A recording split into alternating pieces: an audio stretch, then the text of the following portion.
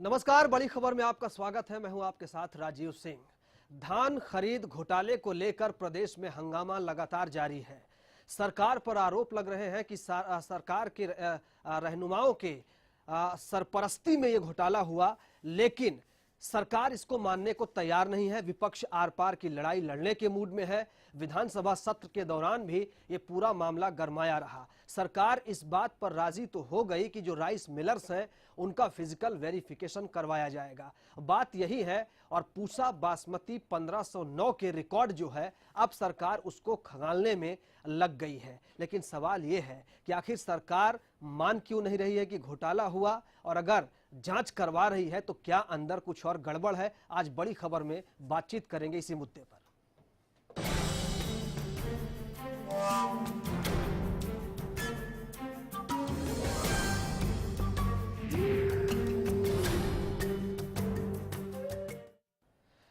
जी चलिए, सबसे पहले एक रिपोर्ट आपको दिखाते हैं। इस पूरे मामले में है क्या, सरकार कौन कौन सा रिकॉर्ड खंगालने में लगी हुई है। उसके बाद इस पूरी बड़ी खबर पर बातचीत करने के लिए मेरे साथ कुछ बेहद खास मेहमान भी जुड़ेंगे। बातचीत को आगे बढ़ाएंगे। पहले ये रिपोर्ट देखिए। जिस धान पर सदन से लेकर सड़कों तक संग्राम हुआ, जिस धान पर सरकार और मंत्री एक के बाद एक सफाई देते गए, जिस धान के लिए विपक्ष वार पर वार करते गया, आखिरकार उसी धान में गड़बड़ी के कंकड़ नजर आने लगे हैं। घोटाले की मिलावट की बू अब सरकार की नाक तक पहुंच गई है। ये सड़न धान और किसान को बर्बाद न कर दे, इसलिए मंडियों से रिकॉर्ड खंगाले जा रहे हैं। बाबुओं को काम पर लगाया गया है। आंकड़ों की हेराफेरी में 1509 पूसा धान खोजने की नाकाम कोशिश हो रही है। सरकार पूसा बासमती 1509 किस्म का अलग से रिकॉर्ड तैयार करवा रही है। सभी जिला उपायुक्तों को निर्देश जारी किए गए हैं। मंडियों में मौजूद मार्केटिंग बोर्ड के एच रजिस्टर के आधार पर हर मिल का अलग से रिकॉर्ड तैयार करने के निर्देश दिए गए हैं। उसी आधार पर मिलर्स के स्टॉक का वेरिफिकेशन किया जाएगा। एफसी लेवल के अधिकारियों को वेरिफिकेशन के काम पर निगरानी रखने को कहा गया है, ताकि ये पता चल सके कि मिलर्स के यहाँ 1509 पूसा बासमती का धान है या नहीं। धान की खरीद पर मचे बवाल की तस्वीरें सूबे की सड़क से लेकर विधानसभा के भीतर तक देखी गई। विपक्ष खरीद में हुए कथित घोटाले की जांच के लिए मांग करता रहा कि हम इस इश्यू पे किसी कीमत पे जांच नहीं कराएंगे। इसका मतलब सीधा सीधा है कि कहीं ना कहीं सरकार जो है अपने चौथे लोगों को बचाने का काम कर रही है। 1509 आज जो है बासमती के भाव के बराबर बिकता है और दूसरे चावल का इससे भी आधा कम है, तो उस हिसाब से लगाए तो हजारों करोड़ों का घोटाला बनता है। स्पष्ट रूप से ये बात कही कि बहुत जबरदस्त, बहुत बड़ा घोटाला है और किसान का मुद्दा है। 10,000 करोड़ से भी ज्यादा जो है इसके अंदर जो है हेर फेर की बात हुई है, और उसके अंदर ये हो ही नहीं सकता जब तक अगर कोई किसी को संरक्षण ना दिया गया। लेकिन सरकार को अपने आईने में कोई घोटाला नजर नहीं आया। धान तो महज सियासी मुद्दा बनकर रह गया। तो कोई घोटाला है ही नहीं, और सारी बातें स्पष्ट होने के बाद भी विपक्ष का एक बात के ऊपर अड़े रहना कि इसकी कोई इंक्वायरी करवाएं, इसका मतलब केवल ये है कि बिना मतलब का कोई मुद्दा खड़ा किया जा रहा है। नवजोत जी, कोई घोटाला नहीं हुआ। किसी भी प्रकार की जांच की आवश्यकता सरकार ने नहीं समझी। केवल उसके क्या इसका एक पक्ष माना। पॉलिटिक्स में पॉलिटिकल मुद्दे बनते हैं और मुद्दे चलते भी। सरकार की हाँ में हाँ मिलाते नजर आए राइस मिलर्स। विपक्ष के आरोपों को नकारा और घोटाले के आरोपों को सिरे से नकार दिया। जानबूझ करके उसको दोषी ठहराया, जानबूझ के प्रोपगंडा किया जा रहा है। ना ही कोई ऐसा काम है। अगर कोई गलत काम करता है वो अपने आप भुगतेगा। धान पर बदनाम हुई सरकार पर विपक्ष ने एक और तोहमत मढ़ दी। केंद्र और राज्य धान उत्पादकों के प्रति गंभीर नहीं है, ये कहा है रणदीप सुरजेवाला ने। पहली बात तो होती है पड़ोस के देशों से अच्छे संबंधों की, दूसरी होती है मेरे जहां मेरा माल जाता है उनसे अच्छे संबंधों की।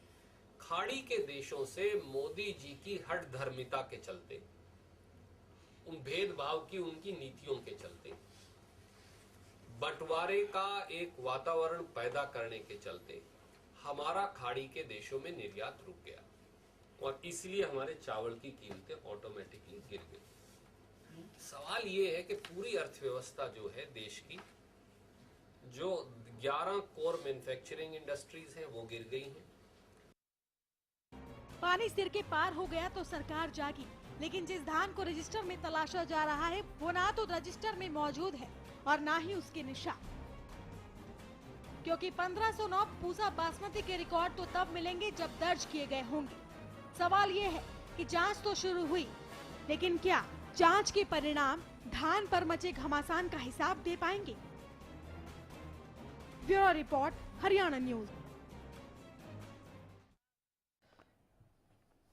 जी, तो सबसे बड़ा मसला यही है कि जो घोटाले की बात की जा रही है, अब सरकार के आंकड़ों में, सरकार के पन्नों में वो मिलेंगे कि नहीं मिलेंगे, यही प्रक्रिया शुरू हुई है। इस पूरे मसले पर बातचीत करने के लिए मेरे साथ दो खास मेहमान मौजूद हैं। कमल सिंह जी हैं मेरे साथ बातचीत करने के लिए, आप किसान नेता हैं, और अभय जैन जी हैं मेरे साथ, पॉलिटिकल एक्सपर्ट हैं। आप बातचीत को आगे बढ़ाएंगे। किसान नेता मेरे साथ हैं कमल सिंह जी। सबसे पहले आपके पास आना चाहूंगा मैं, ये जो प्रक्रिया शुरू हुई है, सरकार आंकड़े खंगालने में तो लग गई है, मिलेंगे? देखो, ये किसान के साथ पहले तो कुदरत ने जो है बारिश से बेमौसमी बारिश करी, उससे फसल खराब होगी धान की जी। और उसके बाद में जब पैदा जो निकाल के धान किसान मंडी में बेचने गया तो उसका 1450 का रेट था, जो ये 1509 जो है बासमती इसका, हाँ, और गवर्नमेंट ने उनका 1250 लिया गया। तो ये अब एक महीने बाद में वो 2400-2300 हो गया। तो ये तो किसान के साथ महीने के अंदर किसान के पास नहीं रहा और अब इतना रेट होगा जब पूंजीपति के पास चलेगा। तो ये तो बहुत इसकी तो जांच तो होनी चाहिए, होनी चाहिए। लेकिन आपको लगता है, आपका कहना ये है कि जो अब खंगाल रही है सरकार रिकॉर्ड, वो नहीं मिलेंगे? तो ये तो वो गवर्नमेंट देखना चाहिए रिकॉर्ड, क्योंकि नहीं, सीधी सी बात है, क्योंकि सरकार अगर मानने को ही तैयार नहीं है कि ये घोटाला हुआ है या कहीं कोई गड़बड़ हुई है, तो जाहिर सी बात है कि वो आंकड़े मिलेंगे कहां से, और क्या वो इच्छा शक्ति नजर आई? आपको लगता है कि सरकार इस चीज को लेकर गंभीर है कि हाँ, अगर घोटाला हुआ है तो उसको गंभीरता से उसकी जांच कराई जाए? हाँ, ये जांच कराई जाए गंभीरता से इसकी। तो ये तो अभय जैन जी, आपके पास आऊंगा मैं। आपको क्या लगता है कि ये पूरा मामला जो है, अब सरकार की जो प्रक्रिया शुरू हो रही है, उसको किस तरह से देख रहे हैं आप? देखिए, खाली बासमती की बात मत कीजिए, किसान नहीं, मैं पूरे मामले की बात करना चाह रहा हूं। मैं वही कहना चाहूंगा, किसान हमेशा पिसता आया है जी। अभी इस गेम में सारे में क्या हुआ है कि किसान ने सस्ता धान बेच दिया, व्यापारियों ने, आड़तियों ने उसको परचेज कर लिया। अब वो रेट हो गया 2300 रुपए, 2400, 2200 रुपए जी। ये बीच का पैसा एक महीने में कहाँ गया? अब इतना बिक रहा है। किसान हमेशा फंसता है, टमाटर तोड़ता, टमाटर वो बिकता 10 रुपए है, बाजार में बिकता है 50 रुपए। आड़ती कहते हैं हमें रास्ते में खर्चा है, स्टोर का खर्चा है। ये मैं समझता हूँ ये खाली धान की बात नहीं है, किसान को हमेशा शोषण किया जा रहा है। और मैं यहाँ एक बात कहना चाहूंगा, कोई भी सरकार हो, आप बीजेपी की बात मत कीजिए, कांग्रेस सरकार में क्या उसमें भी यही हुआ। तो मैं ये कहना चाहूंगा कि जितने भी अधिकारी करने, ये आप अगर नोटिस करेंगे तो एक किसान की तरफ ध्यान ही नहीं देते हैं। जो कंसर्न अफसर हैं वो भी मिल जाते हैं। मैं तो कहना चाहूंगा कि ये जो कंसर्न अफसर हैं, इनको इस किसान जो बेचारा धान बेचता है इसको मॉनिटर करना चाहिए और उनको इंश्योर करना चाहिए उसको प्रॉपर रेट मिले, और बीच में जो दलाल हैं, जो व्यापारी हैं, जो गड़बड़ करते हैं, वो ना कर पाए। वो ना कर पाए। लेकिन ये होगा कैसे? मैं उसी सवाल पे आना चाह रहा हूं। आपकी किसानों की बहुत सारी समस्याएं हैं, उन पर लगातार हम बातचीत करते रहे हैं, लेकिन सवाल ये है, मसला ये है कि जो अभी हाल फिलहाल का जिस धान खरीद घोटाले की बात की जा रही है, सरकार अब उसके रिकॉर्ड जो है वो खंगालने में लगी हुई है। आपको क्या लगता है कि सरकार जब मानने को एक तरफ तैयार नहीं है कि ये घोटाला हुआ भी है, वो इच्छा शक्ति दिखेगी ये रिकॉर्ड खंगालने में, ये पूरा घोटाला ढूंढने में, जिन जिम्मेदार लोगों की आप बात कर रहे हैं उनको ढूंढने में, उनको जिम्मेदार ठहराने में? नहीं, ये तो खाली फॉर्मेलिटी हो रही है, अब कुछ नहीं होने जाना। कोई उनको नजर नहीं आएगा, कोई अफसर रिस्पॉन्सिबल नजर नहीं आएगा। खाली अब तो क्योंकि किसान उजाद उठा रहे हैं, हर आदमी हैरान है, खाली किसान नहीं, एक आम आदमी हैरान है। जब किसान 1200 में, 1300 में, 1400 में धान बेच रहा है, आज 2400 रेट कहाँ से आ गया? ये एक महीने में 1000 लगभग रुपए रेट कैसे बढ़ गया? किसान ही नहीं, आम जनता भी इस बात को परेशान है। अरे कई बार लगता है कोई माफिया भी है, क्योंकि हर चीज में देखने मिलता है कि एक माफिया काम करता है। नहीं, विपक्ष तो यही कह रहा है कि पूरे बीच में माफिया काम कर रहा है। कल बीजेपी विपक्ष में ये तो यही कहते हैं, जब पार्टी कोई भी हो, बात पार्टी की नहीं है, इस सिस्टम ठीक करने की है। आज बीजेपी वाले कर रहे हैं, सरकार में है तो कांग्रेस वाले आरोप लगा रहे हैं, कल कांग्रेस वाले सरकार में तो बीजेपी वाले आरोप लगा रहे थे। आप देखिए सेम आरोप लगते रहते हैं, पर किसान और आम जनता पिसती रहती है। मैं तो कहना चाहूंगा हमें एक ऐसा सिस्टम डेवलप करने की आवश्यकता है जहां किसान के साथ शोषण ना हो और कम से कम मार्जिन पे आम आदमी को रेट मिले और किसान को अधिक से अधिक मार्जिन मिले। ये अच्छी बात आपने कही, लेकिन ये बातें अच्छी तो हैं, ये बात सरकार समझे तब या सिस्टम को चलाने वाले समझे तब। कमल सिंह जी, मैं आपके पास आऊंगा। जिस पूरे मामले को लेकर हंगामा है, क्योंकि आप किसान हैं, उनकी किसानों की तकलीफ दुख दर्द बेहतर जानते हैं।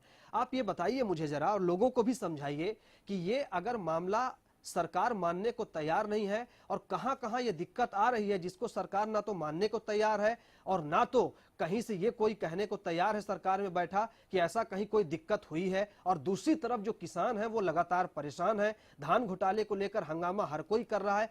आपको क्या लगता है कहां पेचीदगी है, कहां दिक्कत है और कहां ठीक करने की जरूरत है? देखो, किसान को तो बेचारे ने पहले पूरी पैसे लगा दिए फसल पैदा करने के लिए, खाद बीज पानी के लिए, और जब वो फसल ले गए अपने उसमें गया, उसने तो पैसे की जरूरत थी, उसने नहीं बेरा था इतने रेट बताएगा, वो स्टॉक भी नहीं कर सकता।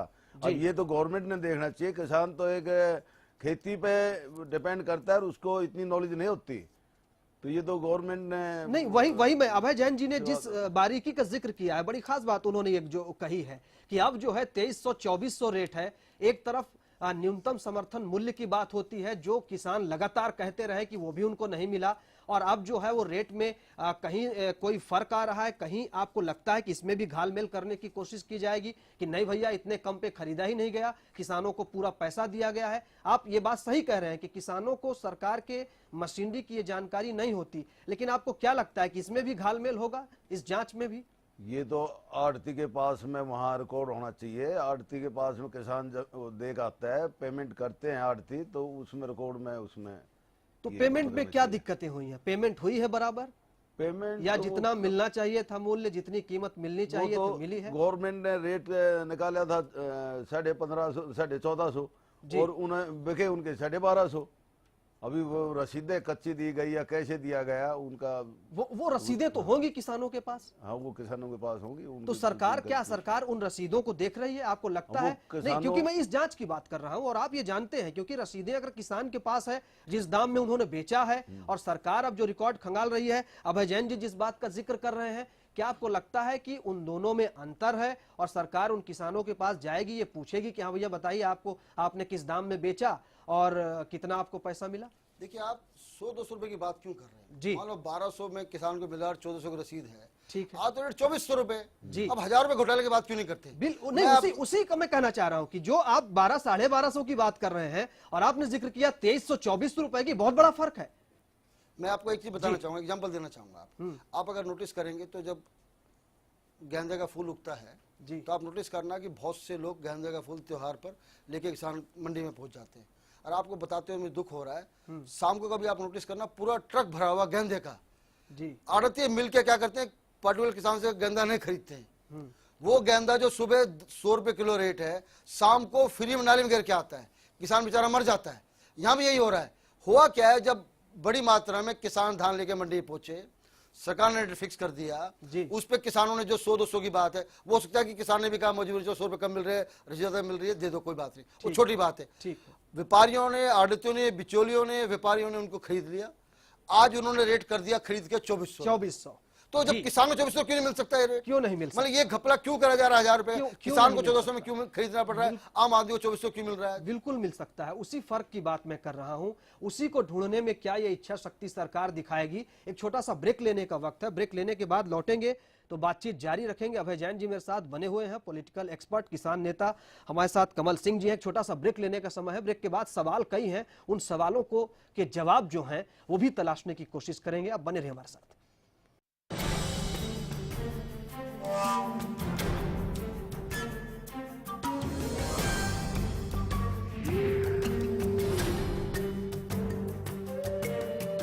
गुलमोहर सिटी NH65 पर स्थित कैथल की सबसे सुंदर टाउनशिप अब आपके लिए लेकर आए हैं फ्री होल्ड प्लॉट्स, विलास और independent floors. Gulmohar city boundary walls और एक्सक्लूसिव गेटेड सिक्योरिटी से सुसज्जित, जिसमें है sports club, club house, lush green park, और भी बहुत कुछ। तो बेहतर लाइफस्टाइल के लिए Gulmohar city, the city of joy in Kaithal.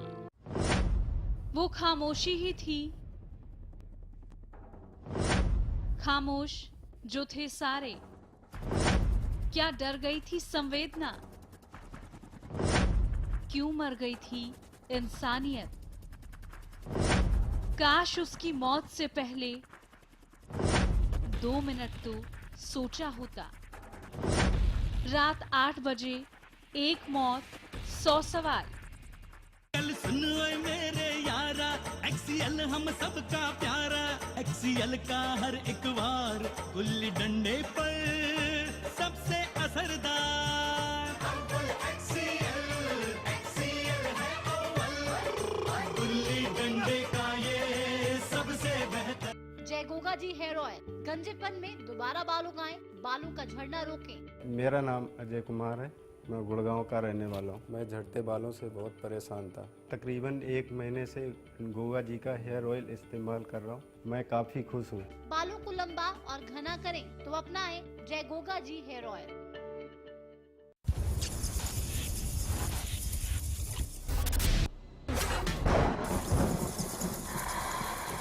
सरकारी नौकरी मिलती नहीं या आप लेते नहीं, बेरोजगार रहने के 2 कारण हैं। या तो आप कोशिश नहीं कर रहे या आपकी दिशा गलत है। सरकारी नौकरी कैसे पाई जा सकती है, देखिए हमारा खास कार्यक्रम कैसे पाएं सरकारी नौकरी, हर रोज दोपहर 2:30 बजे।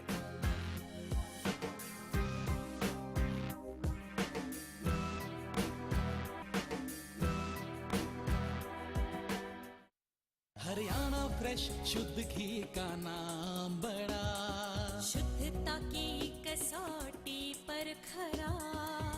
घर के घी जैसा स्वाद मन भाए, जो भी खाए तंदुरुस्ती पाए।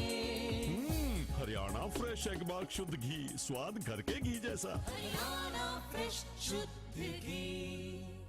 कल सुन ओए मेरे यारा, एक्सीएल हम सबका प्यारा। एक्सीएल का हर एक वार गुल्ली डंडे पर सबसे असरदार। एक्सीएल है अव्वल, गुल्ली डंडे का ये सबसे बेहतर।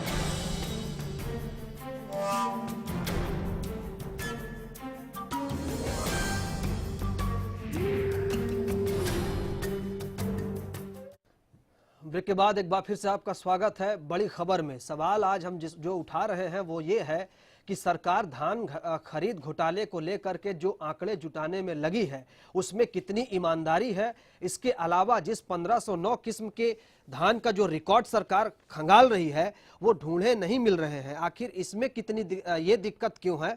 मेरे साथ अभय जैन जी हैं, पॉलिटिकल एक्सपर्ट, किसान नेता कमल सिंह जी जुड़े हुए हैं हमारे साथ। कमल सिंह जी, आपके पास आऊंगा। जिस 1509 का जिक्र किया जा रहा है, खासकर ये सवाल मैं इसलिए कर रहा हूं क्योंकि समस्याएं बहुत हैं, सवाल बहुत हैं, मुद्दे इसमें जो है वो बहुत बड़े हैं।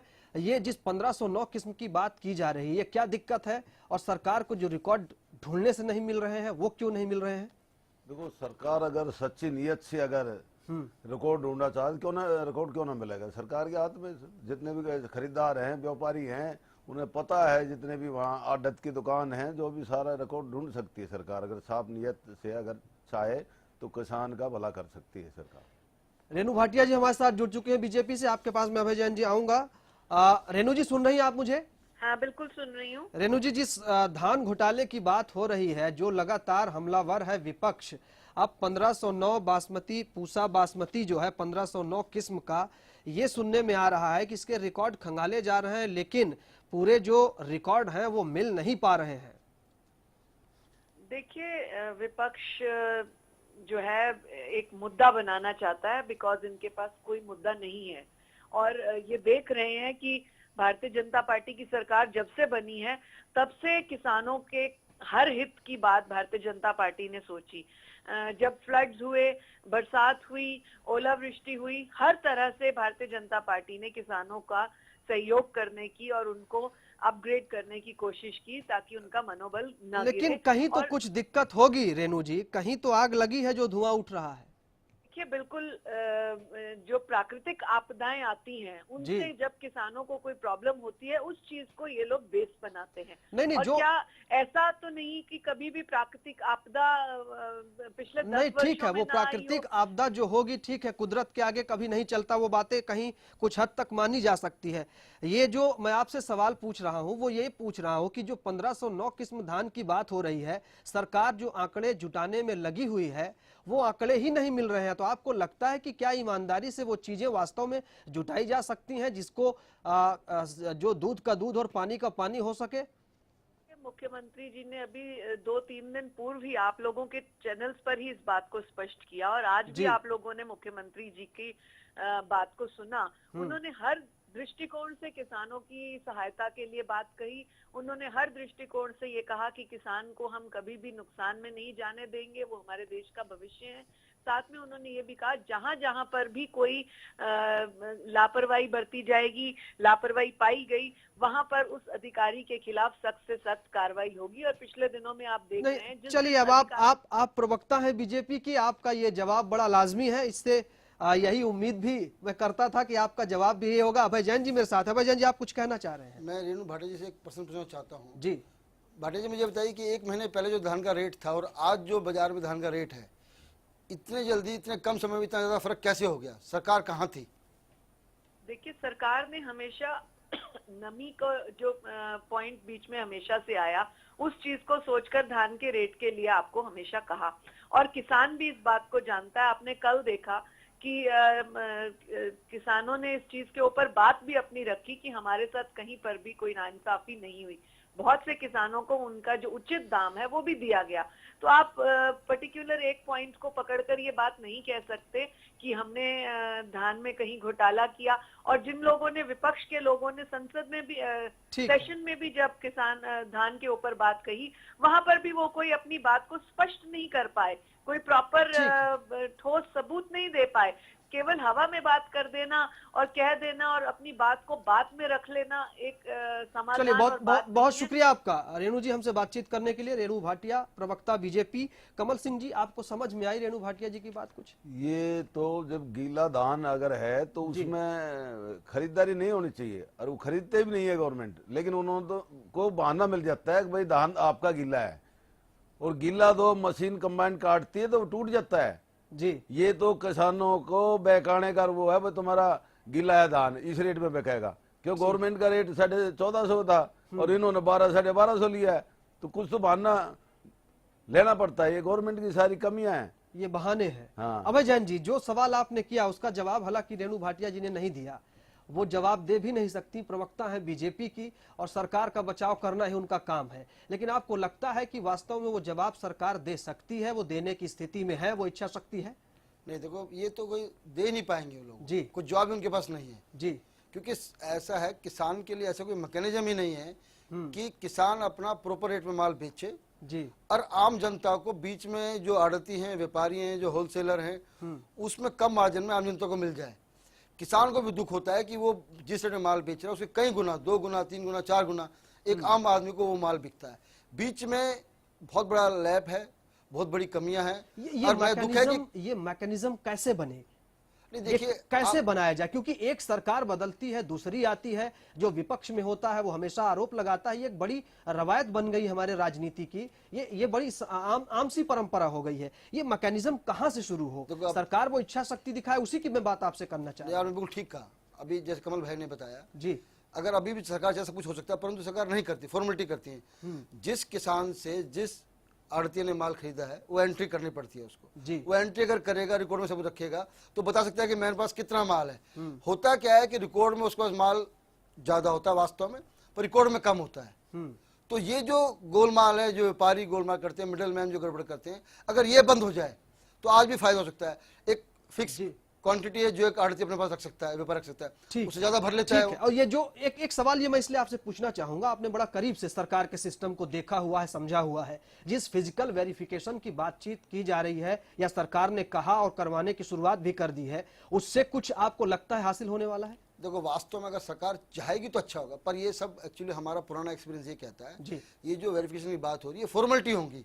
2 जगह चेक कर लेंगे, गोदाम में मान लो 1000 कट्टे हैं, चेक कौन करेगा, कहेंगे 100 कट्टे हैं, तो यह भी फॉर्मेलिटी होगी। अगर वास्तव में सरकार कोई वाकई मैसेज देना चाहती है, किसान की हेल्प करना चाहती है, तो सारे आड़तियों को चेक करे, परंतु मुझे ऐसा नहीं लगता कि वास्तव में कुछ यही आकर सारे सवाल जवाब खत्म हो जाते हैं। कमल सिंह जी, आखिर में समय की कमी है, मैं आपसे पूछना चाहूंगा, क्या चाहता है किसान, सरकार क्या करे? जिस धान खरीद घोटाले की बात हो रही है या जो भी समस्या किसान को है, कहां से वो शुरू करे, क्या करना चाहिए उसको?